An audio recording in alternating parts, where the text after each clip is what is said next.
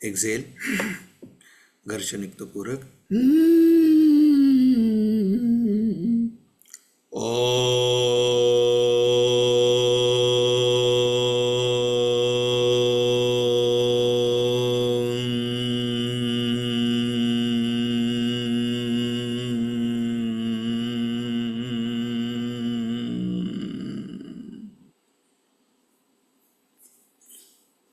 पूरक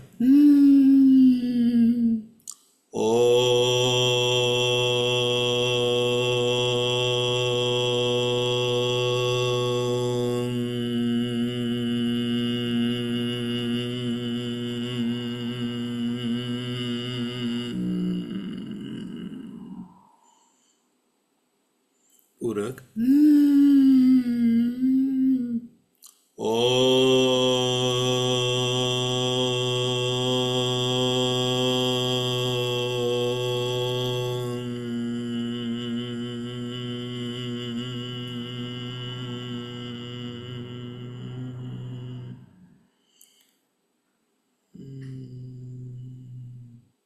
शांत शांत शांत.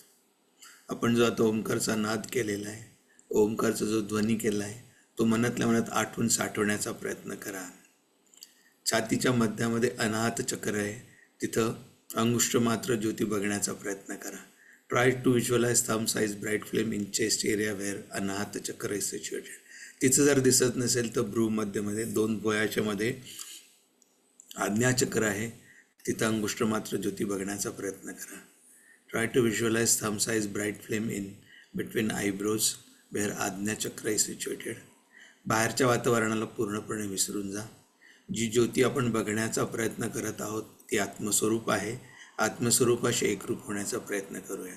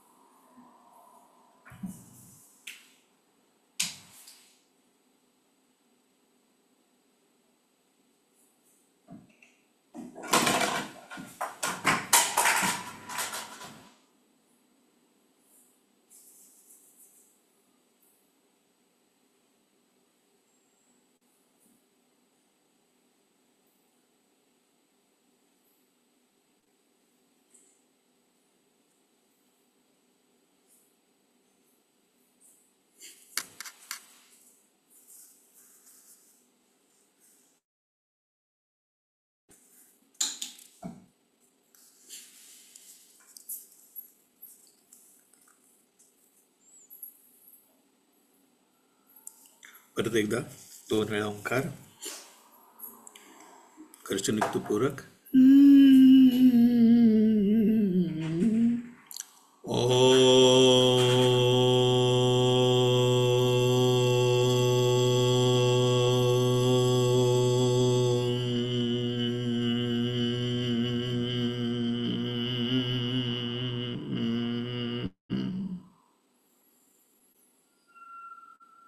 पूरक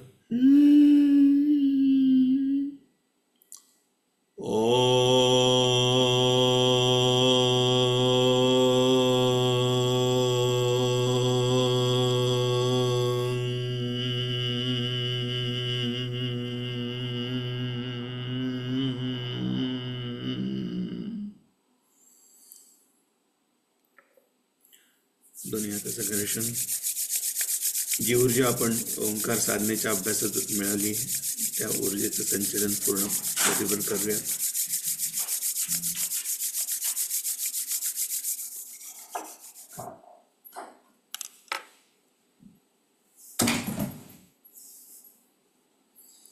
हरिओम.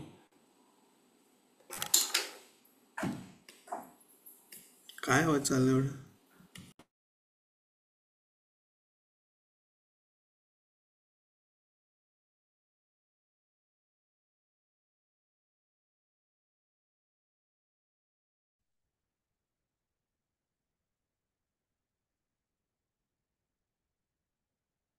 ब्रह्मा गुरुर्विष्णू गुरुर्देवो महेश्वरः गुरुर्साक्षात् परब्रह्म तस्मै श्री गुरुवे नमः। रामाय रामभद्राय रामचंद्राय वेदसे रघुनाथाय नाथाय सीताय पतये नमः। परमपूज्य डॉक्टर काकांना स्मरणपूर्वक वंदन करतो। डॉक्टर साहेबांना, डॉक्टर निमखेडकरांना एक वंदन करतो, आपल्या सर्वांना वंदन।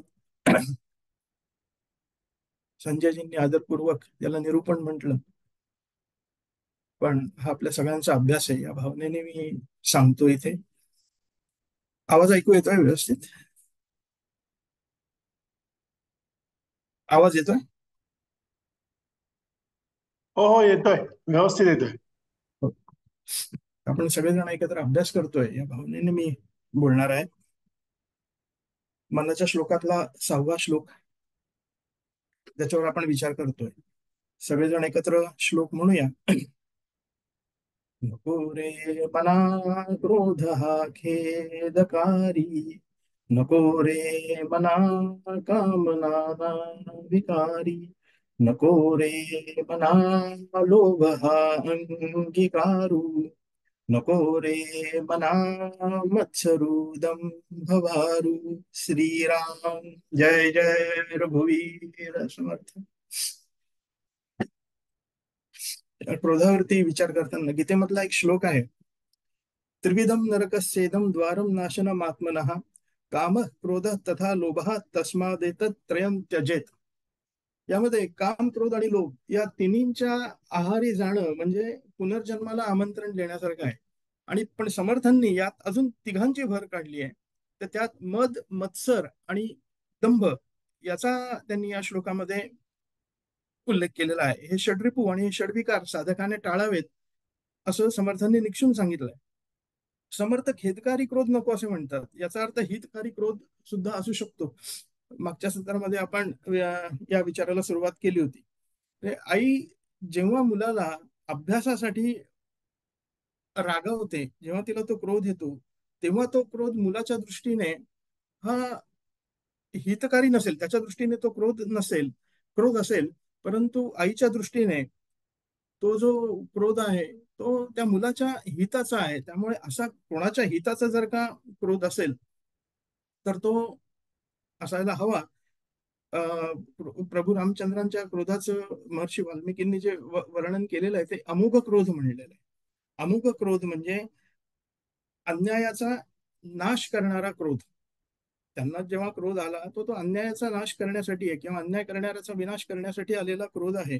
मग आपण विचार करायला हवा की अन्याय झाला की आपण नुसती चिडचिड करतो आणि आपल्या क्रोधाने फक्त आपल्याला त्रास होतो आणि परिस्थिती बदलण्याची ताकद ही आपल्या क्रोधात नसते। त्यामुळे असा क्रोध हा खेदकारी ठरतो। त्याउलट संतांचा क्रोध जो असतो तो हितकारी असतो, आईवडिलांचा क्रोध जो असतो तो हितकारी असतो। आणि जेव्हा आईवडील मुलाला रागवतात तेव्हा आलेला क्रोध जो आहे हा केवळ अभिनय असतो, हे आपल्याला माहिती। थोड्या वेळाने आपण ते विसरतो, आपण ते मनात ठेवतही नाही। पण तो क्रोध जो आहे तो अभिनय असतो आणि मनुष्य आपला स्वभाव तापट आहे हे कधीही मान्य करत नाही। कधी कधी तो स्वतःला स्पष्ट वक्ता या नावाखाली सुद्धा खपवून देतो आणि त्या स्पष्ट बोलण्याच्या नादात त्याचा राग किंवा विरोध हा इतका प्रखर व्यक्त होतो की तो खरोखर क्रोधच असतो हे नंतर त्याच्याही लक्षात येतं। पण आपण दुसऱ्याच्या कल्याणासाठी चिडतो, असा साळसूतपणाचा आव तो आणतो किंवा राग यावा असे तुम्ही वागता असा कांगावा करतो। तापट स्वभावाच्या माणसाला दिवसातून 4-5 वेळा चिडल्याशिवाय चैनच पडत नाही, किंवा चिडण्यासारखे काही घडले नाही म्हणून सुद्धा चिडण्याची वेळ झाली की तो चिडत असतो। हा मानवी स्वभाव आहे। आणि क्रोधी माणूस हा सगळीकडे अप्रिय असतो हे आपल्याला माहिती आहे। जोपर्यंत तो पैसे मिळवत असतो तोपर्यंत सारे जण त्याचा राग सहन करतात। एकदा जर का तो निवृत्त झाला आणि त्याचं दैनंदिन जीवन हे जर का इतरांवर अवलंबून राहतंय हे जेव्हा त्याच्या लक्षात येतं तेव्हा तो वृद्ध झाल्यानंतर ती घरातली माणसे जेव्हा त्याला विचारत नाही आणि त्या क्रोधामुळे मग कदाचित त्याचं ब्लड प्रेशर सुद्धा वाढू शकतं। त्यामुळे समर्थ म्हणतात की सर्व काळ धारकी धरी तो एक मूर्ख, किंवा बहुतांचा जो वैरी तो एक मूर्ख। तर कुटुंब संस्थेमध्ये जर का वडील क्रोधी असतील तर त्याचे विपरीत परिणाम मुलांच्या कोवळ्या मनावरती होतात. आणि अशी मुलं ही मनाने दुबळी किंवा अत्यंत पापभिरू अशी होतात. म्हणून असा खेदकारी क्रोध नको, असं समर्थ म्हणतात. क्रोध हा स्वतःला जाळतो आणि दुसऱ्याला पोळतो. क्रोधी माणसाच्या चेहऱ्यावर क्रोधाची एक रेषाही उमटलेली नसते. म्हणून साधकाने सहनशक्ती वाढवण्याचा सतत अभ्यास करायचा असतो. आणि कामात अतिताण, फाजील महत्वाकांक्षा, अति अहंकार ही क्रोधाची विविध कारणे आहेत. या संदर्भात बुद्धांच्या जीवनातला एक प्रसंग बोलका आहे. एकदा भगवान बुद्ध आपला शिष्य आनंद याच्याबरोबर प्रवास करत होते. आणि प्रवास करताना ते एका शेतातून जात होते. तो शेतकरी जो होता हा बुद्धांचा प्रचंड द्वेष करायचा. आणि बुद्धांना आपल्या शेतातून जाताना तो त्यांना अद्वा तद्वा विचित्र असं बोलायला लागला. आणि अगदी चेहऱ्यावरती हास्य असलेले असे बुद्ध हे तिथून चालत होते. आणि त्यांचा शिष्य जो होता ज्याचं नाव आनंद, त्या आनंदाला मात्र राग आला की आपल्या गुरूंना हा असं बोलतोय म्हणून. साहजिकच होतं. तेव्हा ते बुद्ध आनंदाला म्हणाले की अरे चूक तो करतोय आणि तू शिक्षा का भोगतोय. त्याला राग आला ही त्याची चूक आहे, तो जे बोलतोय ती ही त्याची चूक आहे. आणि तुला त्याची शिक्षा तू का भोगतोस म्हणून. त्याला या प्रश्नाचा अर्थ कळला नाही. तेव्हा गौतम बुद्ध त्याला म्हणाले की क्रोध येणं म्हणजे राग येणं हीच एक प्रकारची शिक्षा आहे. आणि तापट माणसाला वेगळी शिक्षा करण्याची गरज नाही. आणि क्रोध, बुद्धांचं वाक्य की क्रोध ही क्रमशः आत्महत्याच असते, सुसाइडल अटेम्प्ट असतो, ग्रॅज्युअल सुसाईड असते. पांडवांच्या महालामध्ये जेव्हा दुर्योधन पडला होता पाण्यामध्ये, तेव्हा सगळेजण आपल्याला हसतायत हे पाहून त्याला प्रचंड राग आला. आता त्या रागाचं पर्यवसन पुढे द्रौपदीच्या वस्त्रहरणात झालंय. आपल्याला माहितीये द्रौपदी सुद्धा मोठ्याने हसली आणि तो त्याला खूपच अपमान वाटला. आणि पुढे काय झालं आपल्याला माहितीये. युद्धाच्या खेळामध्ये पांडव सगळं हरले, द्रौपदीला पण हरले. आणि मग पुढे वस्त्रहरणाचा तो प्रसंग येतो. प्रश्न असा आहे की पडल्यावर एवढा राग का यायला हवा. कृष्ण पडला असता तर तोही हसण्यामध्ये सामील झाला असता. कदाचित त्याने अर्जुनालाही मध्ये ओढलं असतं, तूही पड माझ्या बरोबर म्हणून, आणि अजून आनंद साजरा केला असता. पण हे सारं मनाच्या ठेवणीवरती अवलंबून. समर्थ या श्लोकामध्ये आपल्याला मनाची जडणघडण करायला सांगतात. क्रोधाच्या संदर्भात आणखी एक महत्वाचा मुद्दा आहे. ज्या कारणासाठी आपण रागवतो ते खरंच इतकं महत्वाचं आहे का याचं सुद्धा आपण परीक्षण केलं पाहिजे. नंतर का होईना पण त्याच्यानंतर मात्र तो क्रोध येणं हे आपण टाळलं पाहिजे. क्षुल्लक गोष्टीला आपण अवास्तव महत्व देतो आणि आपण क्रोधाच्या आकाराने आहारी जातो. पौराणिक कथांमध्ये शाप दिल्याच्या अनेक कथा आपण ऐकतो. आणि हा सर्व क्रोधाचा आविष्कार हे आपल्याला लक्षात ठेवायला हवं. या संदर्भात एक खूप गमतीशीर प्रसंग सांगितला जातो. एक कुटुंब असतं. दोघंही नवरा बायको नोकरी करणारे असतात. आणि सकाळची वेळ गडबडीची असते त्यांची. दोघांनाही ऑफिसला जायचं असतं, त्यांच्या मुलालाही शाळेत जायचं असतं. आणि मुलाला सकाळी ती आई रोज दूध देत असते. त्या दुधात साखर घातलेली असते. आणि ते साखर काही त्यात विरघळलेली नसते. तिलाही ते दूध हलवून द्यायला वेळ नसतो. म्हणून ती त्या मुलाला सांगते की तू साखर हलवून घे, असं ती मुलाला सांगत असते. पण मुलगा काय करायचा, त्याला सुद्धा घाई असायची, त्याच्याकडे वेळ नसायचा. तो काय करायचा की सरळ ते दूध जसं असेल तसं तो प्यायचा. आणि कपाच्या तळातली साखर जी आहे ती अशी बोटानी कपाच्या तळाशी नेऊन ती साखर काढायचा आणि ती चाटायचा. आता आणि ते त्याला आवडायचं सुद्धा, ती नुसती साखर खाणं. आता त्या आईची गडबड पाहून एकदा त्याने नुसतं दूध पिऊन टाकलं आणि तो बोटाने साखर चाटत राहिला होता. हे आईने बघितलं आणि झालं, तिला राग आला. आणि ती त्याला म्हणाली, त्या पाठीवर धपाटाच घातला त्याच्या, आणि ती म्हणाली की कार्ट्या, तुला हजारदा सांगितलं की साखर नुसती खाऊ नकोस, तरी तू रोज रोज तेच करतोस म्हणून. आता इथे त्या मुलाच्या हितापेक्षा की मुलगा माझा ऐकत नाही हा अहंकार जास्ती मोठा होता. ती अहंकाराची भावनाच जास्ती प्रबळ होती. त्यामुळे अहंकारामुळे आईला राग आला होता. आता त्या चिरंजीवांच्या आईचा तापटपणा अंशतः का होईना त्या मुलाच्या अंगात आलाच असणार. त्यांनी तो कप घेतला, दूध आणि ते साखर सगळं संपलेलं होतं त्यातलं, आणि त्यांनी आता तो जोरात फेकला. तो आपटला आणि साहजिकच तो फुटला. हे बघितल्यानंतर त्याचे वडील आले आणि त्या वडिलांनी त्याला धपाटा घातला आणि त्या मुलांनी मोठ्यांनी भोकाड पसरलं. आणि एकीकडे त्या आईला ते म्हणाले की तुला हजारदा सांगितलं की त्याला मारत जाऊ नकोस. स्वतः आधी धपाटा घातला आणि नंतर आईला सांगता येते की तू हजारदा सांगितलं तू त्याला मारत जाऊ नकोस. आता अशा वेळी बरोबर सासूबाईंची नेमक्या वेळी एंट्री झाली तिथे, आणि त्या मुलाला म्हणायला, पाहिलंस तू बायकोला फार डोक्यावर चढवून ठेवलंयस, ती शेफारली आहे, तुला हजारदा सांगत होते मी. आता आईने याच्यात मध्ये पडायचं काय कारण होतं? तिला क्रोध आला, तिला संधी मिळाली, तिनेच तिचा क्रोध व्यक्त केला होता. पुन्हा मुलाचे वडील म्हणत त्या बायकोला ओरडून म्हणाले की तुला हजारदा सांगितलं, आईला म्हणाले की तुला हजारदा सांगितलं तू दोघांच्या भांडणात पडत जाऊ नकोस म्हणून. हे त्या मुलाने आईला सांगितलं, आणि जा आता बाहेर जाऊन बस. आता मुलाने साखर विरघळून प्यावे या साध्या गोष्टीवरनं त्या घरामध्ये केवढी अशांतता निर्माण झाली होती. आणि घरातली सर्वच मंडळी जर का तापट असतील तर अजून दुसरं काय घडू शकतो? सांगायचं तात्पर्य असं की जेव्हा क्रोध व्यक्त होतो, जरी हिताचा जरी असला, तरी तो अहंकाराच्या पातळीवर जर का नसेल तरच तो हिताचा ठरतो, नाही तर केवळ अशांतता निर्माण करतो. त्या क्रोधाने माणसाची विचारशक्ती सुद्धा नष्ट होते. रागाच्या भरात एखाद्याचा खून केला, काय मारामाऱ्या झाल्या, याच्याही आपण बातम्या बघत असतो. तर त्याकरता क्रोधावर नियंत्रण हवं आणि मनावरती संयम हवा. खरा पुरुषार्थ हा क्रोधामध्ये नसून संयमात आहे, हे आपण लक्षात ठेवायला हवं. आपल्या गाड्या, स्वयं ऑटोमोबाईल व्हेकल्स यांना जसा ब्रेक असतो तसा आपल्याला आपलं मन आवरता आलं पाहिजे, मनाला ब्रेक लावता आला पाहिजे. आणि संघटित आणि सार्वजनिक क्रोध हा प्रचंड भयंकर असतो. तो ऑर्गनाइज्ड करून आणलेला जो क्रोध असतो अनेक जणांचा, तो कितीतरी विनाश करतो. सार्वजनिक मालमत्तेचं सुद्धा नुकसान करतो तो. आपल्या स्वतःचं तर नुकसान करतोच करतो, पण सार्वजनिक मालमत्तेचं सुद्धा नुकसान करतो. आणि जेव्हा असा समाज, क्रोध आलेला, राग आलेला समाज जेव्हा पेटून उठतो, तेव्हा दुर्दैवाने तिला आता देशभक्ती समजलं जातं. आणि जगात पसरलेला हिंसाचार किंवा दहशतवाद हा काही लोकांच्या दृष्टीने स्वातंत्र्याचा लढा असतो, पण त्यात लोकांना भडकवून देणारी भाषणं आणि भाषण करणं हा त्या पुढाऱ्यांचा धंदा होतो. पुण्यामध्ये मध्यंतरी भांडारकर इन्स्टिट्यूटची मोडतोड झाली. काही ऐतिहासिक पुरावे काही जणांना ते मंजूर नव्हते, आणि त्याची मोडतोड केली. त्यांचा पुढे सरकार त्यांचं धार्जिण नव्हतं, त्यांचा शिवभक्त म्हणून सत्कार केला होता, हे आपल्याला आठवत असेल. आता हा क्रोध कमी करण्यासाठी मानसशास्त्रज्ञांनी काही उपाय दिलेले आहेत.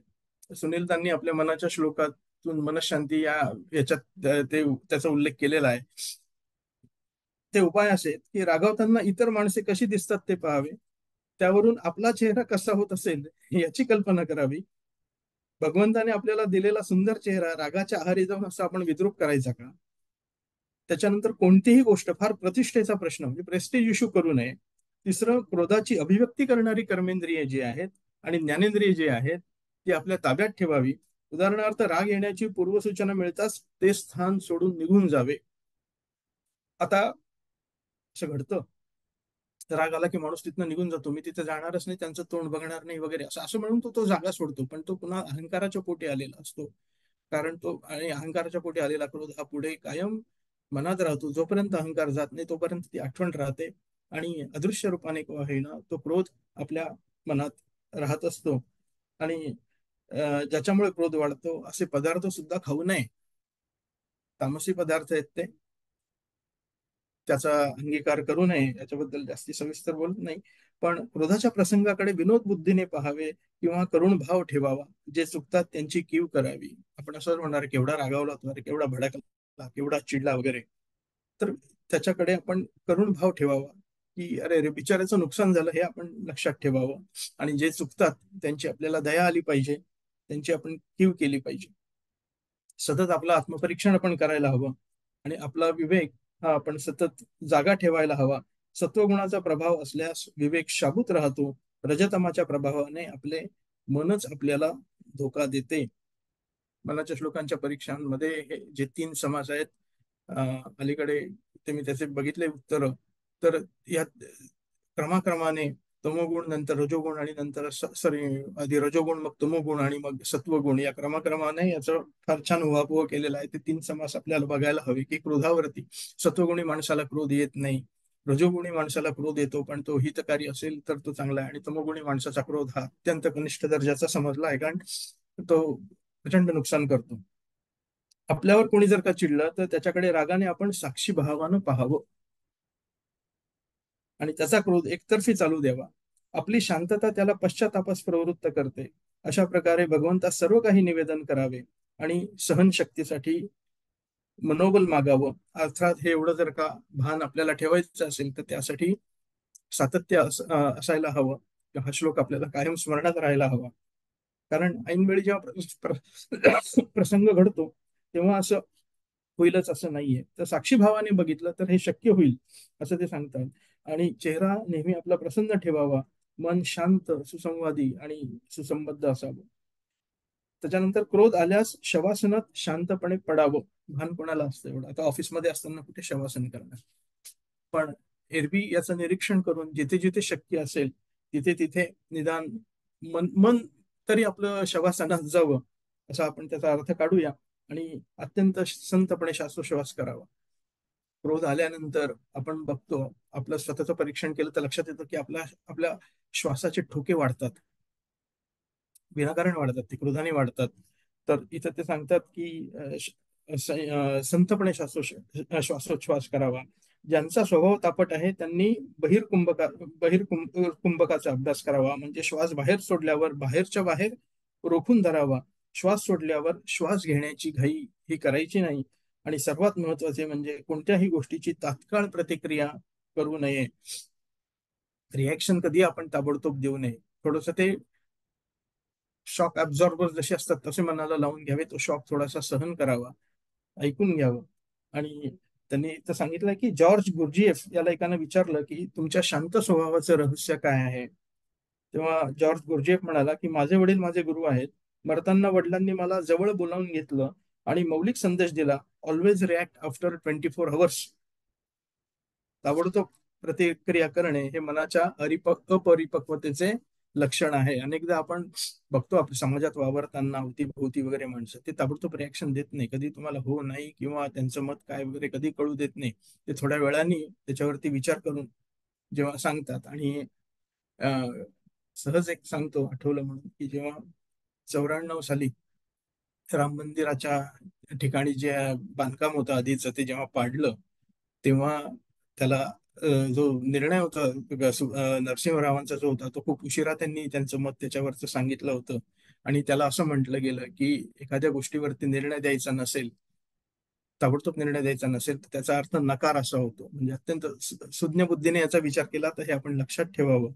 आणि थोडं थांबलं तर लक्षात येतं की ज्या घटनेची आपण प्रतिक्रिया व्यक्त करतो आहोत त्या घटनेशी तसा आपला काहीही संबंध नाहीये. तिथल्या तिथे समजा आपण ती प्रतिक्रिया दिली आणि तिथून निघून गेलो, थोड्या वेळाने आपल्या आयुष्यावरती त्याचा काही परिणाम होणार नसतो. पण आपण उगाच घाई करतो आणि तिथं त्यावरती प्रतिक्रिया देऊन मोकळे होतो. पण नाही दिली तरी तेच होतं हे आपल्या लक्षात येतं नंतर, की बरं झालं बोललो नाही असं आपण म्हणतो ना, बरं झालं मी व्यक्त झालो नाही त्या विषयावरती. तर असो, दुसरा चरण जो जो आहे तो नको रे मना काम नाना विकारी असं समर्थ म्हणतात. आता एखादी गोष्ट हवीशी वाटणे आणि एखादी इच्छा निर्माण होणे याला शास्त्रात काम म्हणतात. व्यवहारात आपण काम हा शब्द फक्त लैंगिक सुख घेण्याबद्दलच मर्यादित धरतो. पण माणसाच्या मनात नाना प्रकारच्या इच्छा आणि वासना असतात. अध्यात्मात या सगळ्याला काम म्हणतात. हे हवं, ते हवंच, हे नको आणि हे नकोच, ते नको असणं सुद्धा कामच आहे. आणि भूक लागणे हा शरीराचा धर्म आहे, त्याला काम म्हणत नाही. पण अमुकच गोष्ट खायला हवी अशी इच्छा धरणं म्हणजे याला काम म्हणतात. काम म्हणजे गरजांचे व्यसनात रूपांतर होणे. सामाजिक अथवा राष्ट्रीय जीवनात कामामुळेच अनेक भांडणं आणि कटकटी निर्माण होतात. आपल्या इच्छांची आणि वासनांची यादीच संपत नाही. आणि या विविध इच्छांमध्ये सेक्स इच्छा सर्वात प्रबळ असते. आणि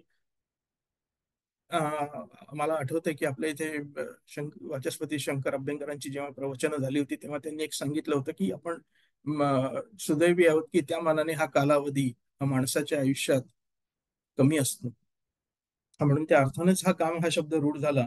आणि सीताहरण, द्रौपदी वस्त्रहरण किंवा अहिल्योद्धार ही कामांधतेची पौराणिक उदाहरणे आपण बघतो. आज या विकाराने अत्यंत विकृत स्वरूप धारण केलं आहे आणि एड्सचा प्रादुर्भाव सुद्धा यातूनच झाला आहे. इच्छांचा एक नियम आहे की जेवढ्या इच्छा जास्त किंवा गरजा जास्त तेवढी आपली गुलामी पण जास्त असते. अतिविषयी सर्वदा दैन्यवाणा असे समर्थ मनाच्या श्लोकात एके ठिकाणी म्हणतात. दासबोधातही परमार्थी तो राज्यधारी, परमार्थी नाही तो भिकारी असं म्हणतात. आता जेवढ्या इच्छा जास्त तेवढा तो मोठा भिकारी आहे, असं समर्थ सांगतात. आता एकदा एका संन्याशाने आश्रम सोडून तीर्थयात्रेला जायचं ठरवलं. जाताना त्या आश्रमातली जी सगळी संपत्ती होती ती सगळी त्यांनी ती गोरगरिबांना वाटायची असं ठरवलं आणि त्यानुसार गावात त्यांनी ती दवंडी पेटवली. आश्रमाजवळ सकाळी दान करण्यासाठी प्रचंड गर्दी झाली आणि योगायोगाने त्या देशाचा राजा तिथून चालला होता, त्याला हा सगळा प्रकार कळला. संन्यासाने दान सोहळा पाहण्यासाठी संन्यासाचा तो दान सोहळा पाहण्यासाठी राजा त्या गर्दीमध्ये उभा राहिला आणि त्या संन्याशाने नोटांचे सर्वात पहिलं पुडकं त्या राजाच्या अंगावर भिरकावलं. राजाने त्या संन्याशाला तसे करण्याचं कारण जेव्हा विचारलं तेव्हा तो संन्यासी म्हणाला की तू सर्वात गरीब आहेस म्हणून सुरुवात मी तुझ्यापासून केली. राजा रागाने म्हणाला की तू जरा विचार करून बोल, मी या देशाचा राजा आहे आणि अ, तू माझ्याशी असं वागतोस, माझ्याकडे ते नोटांचं पुडकं भिरकावतोस आणि पुन्हा सांगतो की तू सर्वात गरीब आहेस म्हणून. हे याचा त्या राजाला प्रचंड राग आला. आपल्या देशातले राजे लोक म्हणून संन्यासाला वंदन. अच्छा, संन्यासी त्या राजाला म्हणाला की जितक्या इच्छा जास्त तेवढा माणूस हा दरिद्री समजला जातो आणि सर्वात तू राजा असल्यामुळे सर्वात जास्त इच्छा या तुझ्याकडे तुझ्यात भरलेल्या असल्यामुळे तू सर्वात जास्त दरिद्रीस असं मी समजतो. सांगण्याचा विषय असा आहे की अनेक आपण कामना मनात ठेवतो, अनेक इच्छा मनात ठेवतो की त्या आणि संपतच नाही कधी. याचा अर्थ की सर्वात दारिद्र्य, इच्छा जेवढ्या जास्ती, गरजा जेवढ्या जास्ती तेवढं दारिद्र्य आपल्याकडे जास्त आहे. अलीकडे आपण वेस्टर्न लाईफस्टाईल अगदी सहज स्वीकारली, तर त्यामुळे दिवसेंदिवस आपल्या गरजा पण वाढत चालल्या आहेत आणि बाकी टीव्हीवरच्या जाहिराती वगैरे हे म्हणजे गरजा वाढवण्याचंच सगळं प्रकार तो लक्षात येतो आपल्या.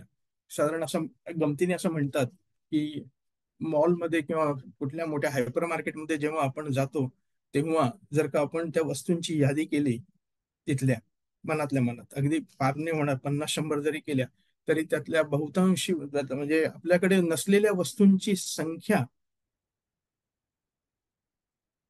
ही जास्त असते त्या मॉलमधल्या किंवा सुपर मार्केटमधल्या याच्याशी जर का तुलना केली तर. आणि मग जे नाही ते आपल्याला साहजिकच हवं असं वाटतं आणि मग आपण ते विकत घेत सुटतो. 6 महिन्यांनी जेव्हा जर कधी घर आवरायला काढलं, आता दिवाळी किंवा दसरा येईल तेव्हा आपण घर आवरायला जेव्हा काढू ना तेव्हा आपल्या लक्षात येतं की ही वस्तू आहे हे सुद्धा आपल्या लक्षात नसतं, माहिती नसतं. मग ती का विकत घेतली जाते? तर जेव्हा ती वस्तू आपण बघतो आपल्या मनामध्ये ती कामना निर्माण होते की ही वस्तू आपल्याकडे असावी म्हणून ती विकत घेतली जाते. वास्तविक त्याचा फार वापर सुद्धा झालेला नसतो. म्हणून या ज्या इच्छा आहेत या कशा मारक असतात, या कामना कशा मारक असतात त्याचं वर्णन समर्थांनी केलेलं आहे. लंडनमध्ये असताना एक कथा आहे स्वामी विवेकानंदांची. लंडनमध्ये असताना स्वामी विवेकानंदांना नखं कापायची होती. त्यांनी जिथं मुक्कामाला होते त्या बाईकडे नेल कटर मागितलं आणि त्या बाईंनी नेल कटरची एक पेटी स्वामीजींच्या समोर ठेवली आणि त्या पेटीत जवळपास 40-50 नेल कटर्स होते, त्याचे ते सेट्स होते. आणि त्या बाई स्वामीजींना सांगायला लागल्या की अंगठ्याचं नख काढायसाठी हे नेल कटर वापरा, करंगळीचं असेल तर हे वापरा, करंगळी लहान असेल तर हे वापरा, तर्जनी जर का मोठी असेल तर हे वापरा, नाहीतर ही अशा प्रकारे त्यांनी ते क्लासिफिकेशन करून ठेवलं होतं. आणि 1 सेंटीमीटर असेल तर अमुक, त्याहून मोठे असेल तर अमुक वगैरे असे सगळे त्याच्यामध्ये ते प्रकार भरलेले होते. हे पाहून स्वामीजी थक्क झाले आणि ते म्हणाले की नख कापणं ही जर साधी गरज आहे ती भागवण्यासाठी विज्ञानाला किती राबावं लागतं. हे भारताला उपरोधाने म्हणाले, हे भारताला पश्चिमेकडून शिकावं लागेल. तर अन्न, वस्त्र आणि निवारा या जर का आपल्या मूलभूत गरजा आहेत तर त्या साधेपणाने कशा भागवाव्यात हे पश्चिमेकडच्या देशांनी, वेस्टर्न कंट्रीजनी आपल्याकडनं शिकायला हवं असं असं स्वामीजी त्यांना म्हणाले. आणि आता स्वामीजी जर का त्यांनी या इरामध्ये जर का परत जन्म घेतला तर त्यांच्या लक्षात येईल की आपण पश्चिमेची आता नक्कल करायला लागलो आहोत. जागोजागी ब्युटी पार्लर आहेत, मोठमोठे मॉल्स, वाईन शॉप्स, विचित्र पोशाखांच्या जाहिराती वगैरे हे सगळं आपण बघतो आणि यातूनच मद मत्सर दंभ हा वाढीला लागतो. ती एक जाहिरात होती, मेरी साडी तेरी साडी से सफेद कैसी वगैरे अशी कुठली तरी जाहिरात होती. स्पर्धा निर्माण होते. मद म्हणजे ताठा, गर्व, दर्प, उद्धटपणा, उर्मटपणा, उद्दामता. आपल्याकडे जे आहे त्यापेक्षा आपण खूप मोठे आहोत असं दाखवणं याला मद म्हणतात. आणि मद म्हणजे मी कोणीतरी आहे. तारुण्यात मदाची अभिव्यक्ती ही जास्त असते. प्रकृती चांगली असली म्हणजे चालताना बोलताना मस्ती जाणवते. एकदा माणसात मदाचा संचार झाला म्हणजे त्याच्या जीवनात काही दोष शिरतात. कुठले दोष आहेत ते? तर दुसऱ्याला तुच्छ लेखणं, त्याच्यानंतर इतरांचा अपमान करणं, अवहेलना करणं, निंदा करणं, वरिष्ठांची टिंगलटवाळी करणं, आणि कुणी हिताचे जर का सांगत असेल तर तिकडे आपण दुर्लक्ष करतो. विदुराने धृतराष्ट्राला वेळोवेळी दिलेला सल्ला आहे तो धृतराष्ट्राने कधीही ऐकला नाही हे आपल्याला माहिती आहे. आणि ज्यांचा मान राखायला हवा त्यांच्याशी आपण उद्दामपणे वागतो. दुर्योधनाचं भीष्मांशी वागणं अतिशय उद्दामपणाचं होतं, आपण बघितलं. आणि बोलण्यात उर्मटपणा आणि वागण्यात त्याच्या तुसटेपणा असतो. इतरांच्या सद्गुणांकडे दुर्लक्ष करणे, साधू सत्पुरुषांमधले दोष शोधत बसणे, मात्र स्वतःचे दोष न दिसणे. यदा कदाचित कोणी दोष दाखवून दिले तर त्यांचा राग येतो. आणि समाजात कुठेही चांगले व आदर्श न दिसणे असा मत टाळला पाहिजे. म्हणजे इतरांचे जे दोष आपल्याला जे दिसतात त्याचं आपल्याला काही वाटत नाही, पण दुसऱ्यांनी जर का आपल्याला दोष दिले तर आपल्याला ताबडतोब त्याचा राग येतो. पण तुकाराम महाराज त्याच्यावरती छान सांगतात की निंदकाचे घर असावे शेजारी. आपले दोष, कोणी जर का आपली निंदा केली तर याचं नेहमी परीक्षण करावं की खरोखर ते योग्य असतील तर ते दोष आपले आपण काढून टाकले पाहिजे, आणि नसतीलच तर दुर्लक्ष करणं हे सर्वात उत्तम. आणि आपली जी वाटचाल चालू आहे, आपली जी साधना चालू आहे ती तशी करत राहावी. समाजात कुठेही चांगले आदर्श न दिसणे असा मत टाळला पाहिजे. याच्यावरती दासगणू महाराजांचं एक भजन आहे की ते म्हणतात, वक्ता मीच धनाट्य मीच जगती माझीच रीत बरी, कर्तृत्वास मधिया पार न कुणा बुद्धीत माझी सरी, सत्ता एक मलाच योग्य सगळी व्हावी प्रतिष्ठा मला, सारे विश्व मदांध तुच्छ समजे तो पाहिजे टाळला. आणि मध हा कधीही एकटा प्रवेश करत नाही, त्याच्याबरोबर लोभ मत्सर दंभ शिरतात. ही सगळी जी भावंड आहेत ही आली की सगळे एकदम येतात. पण मागे ऐकलंय हे की जेव्हा सद्गुण येतात ना ते एक एक एक एक एक एक करत येतात, आणि जेव्हा दुर्गुण येतात ते सगळे एकत्र येतात. आणि सद्गुण जेव्हा जातात ते सगळे एकत्र सोडून जातात. आणि हे षड्रिपू किंवा दोष जे आहेत ते जेव्हा जातात ते एक एक एक एक करत जातात. याच्यावरती पुन्हा वेगळा वेगळा विचार केला पाहिजे, फार महत्वाचं आहे. म्हणजे प्रॅक्टिकली आपण सुद्धा आपल्या आयुष्यात डोकावून बघितलं पाहिजे की आपल्यात जे काही सद्गुण आले ते सगळे एका वेळी आले का, की अक्षर चांगलं आहे, आपलं वागणं बोलणं हे सगळं चांगलं आहे, हे एकदम येत नाहीत. लोभाबद्दल हा पुढच्या श्लोकात सुद्धा तो विचार आहेच, त्याबद्दल आपण नंतर बघूया. पण या श्लोकात मधाप्रमाणेच मत्सर आणि दंभ नको असं सुद्धा समर्थ सांगतात. म्हणजे जी गोष्ट आपल्याला हवी होती ती दुसऱ्याला मिळाली की त्याच्याविषयी आपल्याला मत्सर वाटू लागतो. मग अशी जे उदाहरण दिलं ते साडीचं किंवा प्लस पावडरचं, वॉशिंग मशीनच्या पावडरचं, मत्सर वाटतो. आणि साधारणतः मत्सर या रोगाची लागण समव्यवसायात जास्त असते. एखादं पद ऑफिसमध्ये आपल्याला मिळालं नाही आणि दुसऱ्याला जर का मिळालं तर साहजिकच आपल्याला त्याच्याबद्दल असं वाटतं की अरे काय हो, याला काय दिलं, काय कारण, काय क्रायटेरिया, काय त्याचा, त्याचे ग्राउंड्स काय वगैरे, याचा आपण विचार करायला लागतो. आणि एखाद्या शिक्षकाला सुद्धा जर का एखादा सरकारी पुरस्कार मिळाला की इतरांच्या डोक्यात दुखाल, कोणी स्तुती करत नाही त्याची. निदान साधकाच्या जीवनात मत्सर नसावा. पण दुर्दैवाने असा अनुभव येतो की आध्यात्मिक क्षेत्रात हा मत्सर अधिक खोलवर रुजलेला असतो. एखाद्या शिष्याची सेवा पाहून सद्गुरूंनी त्याला जवळ केले की बाकीचे शिष्य त्याचा द्वेष करायला लागतात. वास्तविक त्या शिष्याचा अधिकार असतो, त्या अधिकारामुळे त्यांची जवळीक वाढते. पण इतर शिष्य हे बघत नाही की अशी कुठली पात्रता त्यांनी मिळवली की त्याला शिष्याने, आणि मग आपण ते करावं असं त्याला अजिबात असं वाटत नाही, पण तो द्वेष त्याची जागा घेतो. समर्थ रामदास स्वामी आणि कल्याण स्वामी यांच्या यांची जी जवळीक होती ती अनेक शिष्यांना बघवत नव्हती. दुर्दैवाने हा इतिहास खरा आहे. त्या कथा पण समर्थांच्या चरित्रात आपण बघतो की तुम्हाला कल्पना असेल की सज्जनगडाच्या पायथ्याशी उरमोडी नावाची नदी आहे. आणि समर्थांना कफाचा विकार झाला, गडावरती जिवंत पाण्याचे झरे नाही आहेत. त्यामुळे वैद्यांनी समर्थांना सांगितलं होतं की तुम्ही ताजं पाणी प्या, साठलेलं पाणी पिऊ नका म्हणून. कल्याण स्वामी रोज गडावरनं, आता तरी 70 ते 80% अंतर जे आहे हे गाडीने कव्हर होतं. अलीकडच्या 25-30 वर्षात. त्यापूर्वी तर नव्हतं. आणि तेव्हा तर पायवाटही कशी असेल काय, 350 वर्षापूर्वीचा काळ आहे. आठवून बघा कसं असेल वातावरण ते. कल्याण स्वामी सज्जनगडाच्या किल्ल्यावरनं खाली उरमोडी नदीवरती यायचे, पाण्याच्या 2 कावडी भरायचे आणि समर्थांसाठी ते ताजं पाणी रोज घेऊन यायचे. असं नाही आता कालचं उरलंय म्हणून आता आज पुरेल, नाही, रोज ताजं पाणी घेऊन यायचे. गुरुभक्ती कल्याण स्वामींची अचाट होती. आणि एके दिवशी यांनी बघितलं समर्थांनी की गडावरनं किंवा कल्याण वरती येतोय आणि वरती आल्यानंतर त्यांनी जवळ निरीक्षण केलं. त्यांच्या असं लक्षात आलं की कल्याण स्वामींची प्रकृती अतिशय क्षीण झालेली आहे. म्हणजे ज्या प्रमाणात ते कष्ट करतायत त्या प्रमाणात अन्न त्यांच्या पोटात जात नाहीये हे त्यांच्या लक्षात आलं.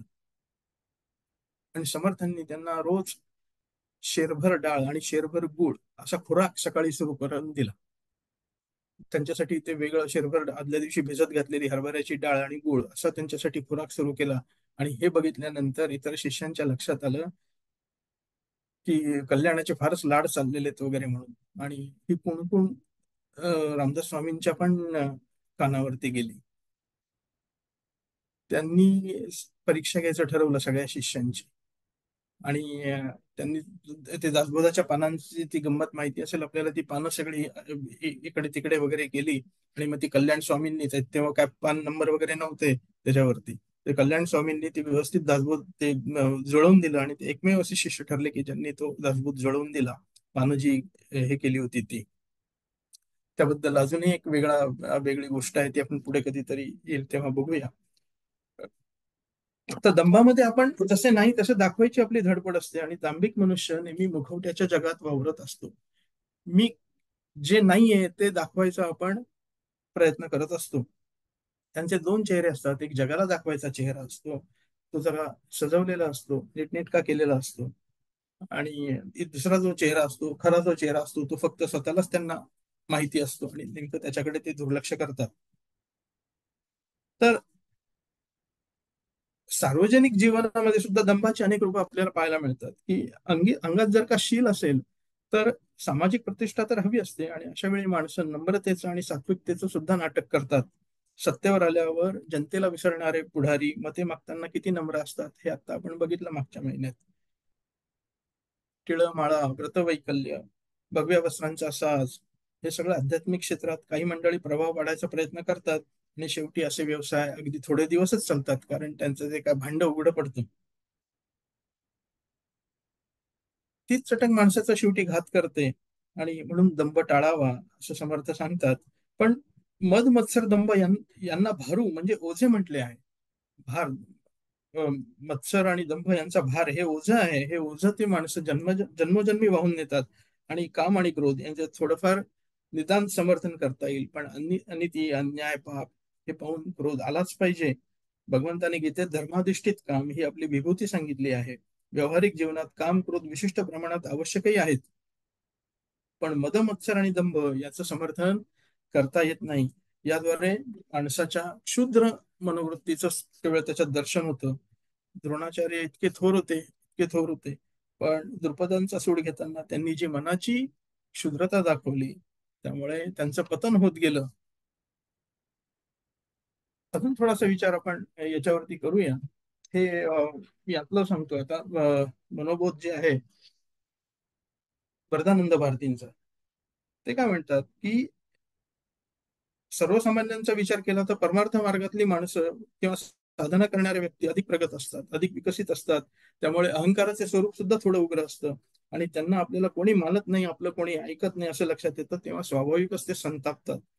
आपण लोकांना जे सांगतो हे त्यांच्याच कल्याणाचे, त्यांच्याच हिताचे असताना आपलं लोकांनी ऐकू नये म्हणजे काय, ही जाणीव माणसाच्या मनात क्रोधाचा भडका उडवते. म्हणून समर्थ म्हणतात की क्रोधाविष्ट होऊ नकोस, या विकारापासून दूर राहा, कारण क्रोध हा बरोबर परिणामकारक वाटला तरी खरोखरच हा खेद उत्पन्न करणार आहे. लोकांची ही वृत्ती लक्षात आल्यामुळे साधकाच्या मनालाही एक प्रकारची मरगळ येते. या कधी कधी त्यांच्या भावना अधिकाधिक क्षुद्र होत जातात.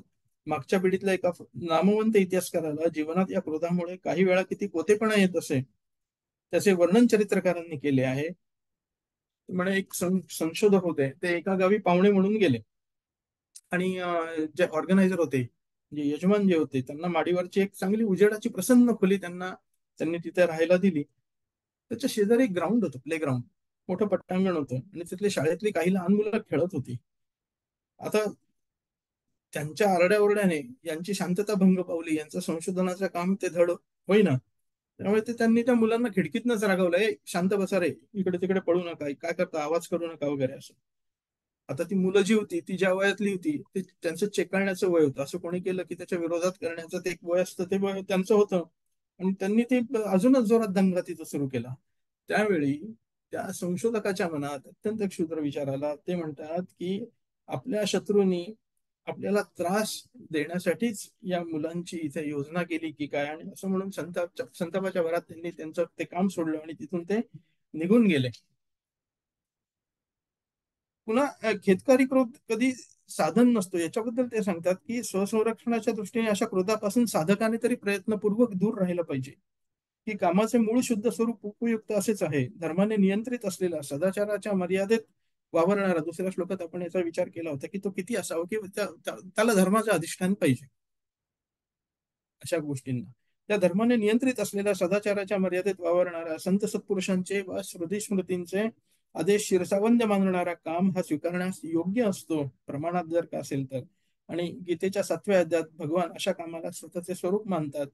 तो काम हा इथला काम नाही, हे समर्थांनी नाना विकारी हे विशेषण देऊन स्पष्ट केलेलं आहे. काम या शब्दाने सामान्यतः स्त्री पुरुषांची संबंधांची अभिलाषा, लैंगिक वासना असा अर्थ गृहीत धरला जातो. प्रमाण आणि प्रभाव विचारात घेता ते ठीकही आहे. खरं म्हणजे कोणतीही इच्छा होणे, काही हवे वाटणे, हे मिळाले नाही तर चालणार नाही असे वाटणे, हे सगळे कामच या शब्दाने गृहीत धरता येईल. परंतु खऱ्या शास्त्रभूत आवश्यकतेच्या मर्यादेत जे हवे वाटते, पाहिजे वाटते, ज्याची इच्छा होते, तो हा काम नव्हे. त्या कामाची कोणी निंदा करत नाही. शरीर मन बुद्धीच्या स्वास्थ्यासाठी, विकासासाठी, उन्नतीसाठी आणि प्रगतीसाठी त्याची आवश्यकता असते. पण आवश्यकतेच्या पूर्तीसाठी उत्पन्न होणाऱ्या इच्छांचे स्वरूप हे इतकं सहज नसतं. अनेक प्रकारच्या कारणांनी त्या त्या इंद्रियांना आणि मनालाही विषयांच्या उपभोगाची चटक लागणे, ही लागणारी चटक इथे काम या शब्दाने अभिप्रेत आहे. विषयोपभोगातील हे अतियोग्य, मिथ्यायोग्य, क्वचित असं हे कामाचं स्वरूप असतं. त्यामुळे अनेक प्रकारचे शारीरिक आणि मानसिक विकार उत्पन्न होतात. आधीचा जो पाश्चिमात्य विचारसरणीचा जो विषय आपण बघितला, तो सुद्धा त्यांनी इथे दिलेला आहे. आणि मदाबद्दल ते म्हणतात की नको रे मना सर्वदा अंगीकारूच्या ठिकाणी नको रे मदा सर्वदा अंगीकारू असाही काही ठिकाणी पाठ दिलेला आहे. पण सर्वदा शब्दाचा अन्वय करणे कठीण जाते.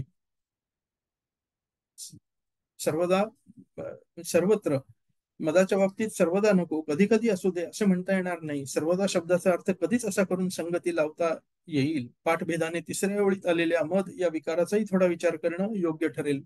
पुन्हा मदावरती की दर्प, गर्व, उर्मट, उद्दम स्वभाव हे अहंकाराचे परिवर्तित आणि विकृत असे स्वरूप जे आहे, मी जो जसा जेवढा आहे असे लोक समजतात, त्यापेक्षा मी काहीतरी अधिक आहे असं समजणं, इतरांनी त्याची जाणीव ठेवली पाहिजे असं वाटणं, आणि तशी ते ठेवत नसतील तर मी त्यांना ती करून दिली पाहिजे असं वाटणं, हे मदाचं प्राथमिक स्वरूप आहे. समाजामध्ये वावरताना अशा लोकांचं आपण निरीक्षण करू शकतो, आणि ते निरीक्षण एवढ्यासाठी करायचंय की ते दुर्गुण आपल्याला लागणार नाहीत म्हणून, एवढ्यासाठी. दुसऱ्याचे दोष हुडकून काढणं, त्यांची सतत थट्टा करणं, थोडीफार ठीक आहे गमतीसाठी वगैरे, चेहरा नेहमी आपला अगदी गंभीरच असला पाहिजे असं काही नाही, थोडीशी थट्टा असते. पण ती थट्टा ही द्वेषापोटी नसावी.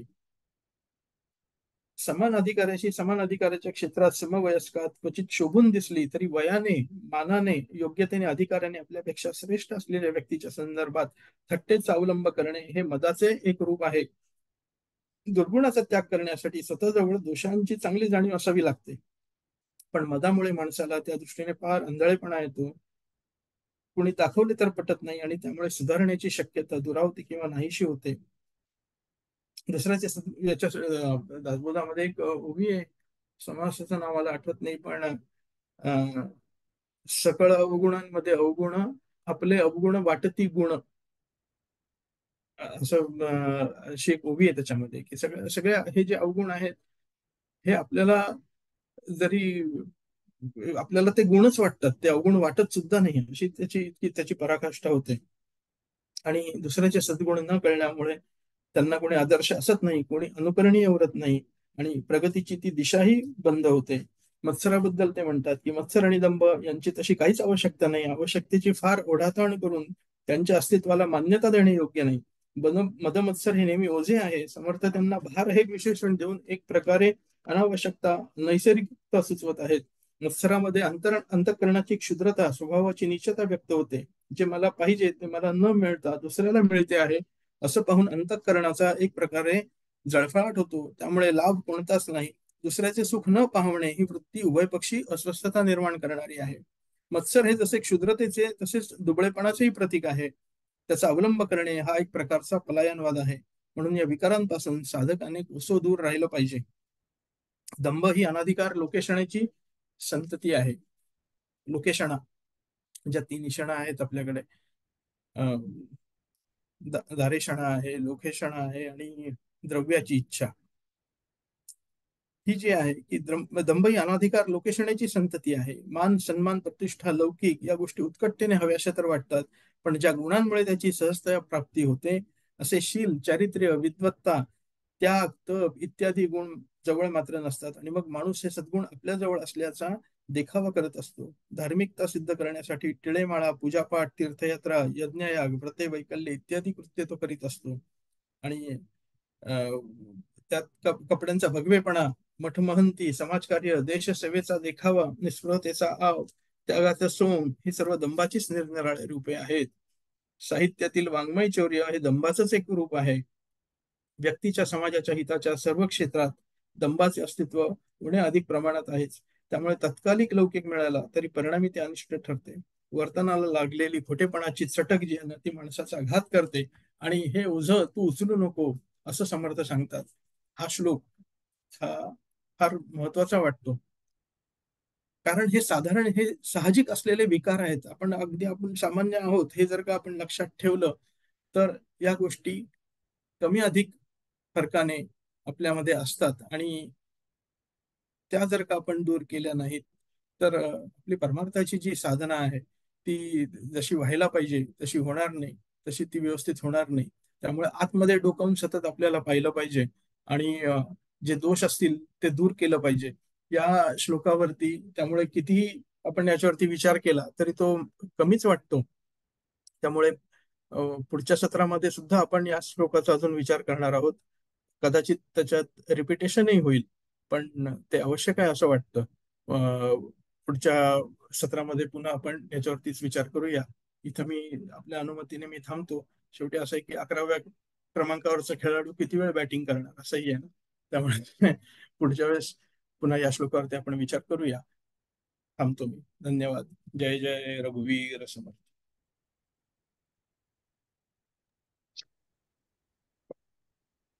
मनोबुद्धिहंकार चित्तानि नाहं न च श्रोत्रजिह्वे न च घ्राणनेत्रे न च व्योम भूमिर्न तेजो न वायु चिदानन्दरूपः शिवोऽहं शिवोऽहं न च प्राणसंज्ञो न वै पञ्चवायु न वा सप्तधातुर्न वा पञ्चकोशः न वाक्पाणिपादौ न चोपस्थपायु चिदानन्दरूपः शिवोऽहं शिवोऽहं न मे द्वेषरागौ न मे लोभमोहौ मदो नैव मे नैव मात्सर्यभावः न धर्मो न चार्थो न कामो न मोक्षः चिदानन्दरूपः शिवोऽहं शिवोऽहं न पुण्यं न पापं न सौख्यं न दुःखं न मन्त्रो न तीर्थं न वेदा न यज्ञाः अहं भोजनं नैव भोज्यं न भोक्ता चिदानन्दरूपः शिवोऽहं शिवोऽहं न मे मृत्युशङ्का न मे जातिभेदः पिता नैव मे नैव माता न जन्म न बन्धुर्न मित्रं गुरुर्नैव शिष्या चिदानन्दरूपः शिवोऽहं शिवोऽहम् अहं निर्विकल्पो निराकाररूपो विभुर्व्याप्य सर्वत्र सर्वेन्द्रियाणां सदा मे समत्वं न मुक्तिर्न बन्धः चिदानन्दरूप शिवोऽहं शिवोऽहं चिदानन्दरूप शिवोऽहं शिवोऽहं चिदानन्दरूप शिवोऽहं शिवोऽहम्।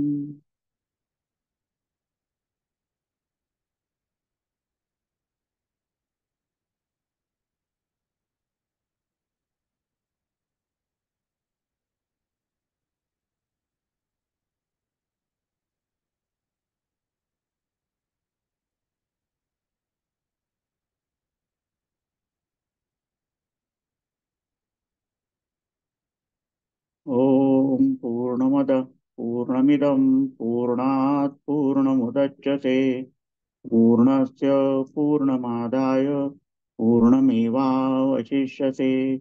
ॐ शान्ति शान्ति शान्तिः। हरि ओम्।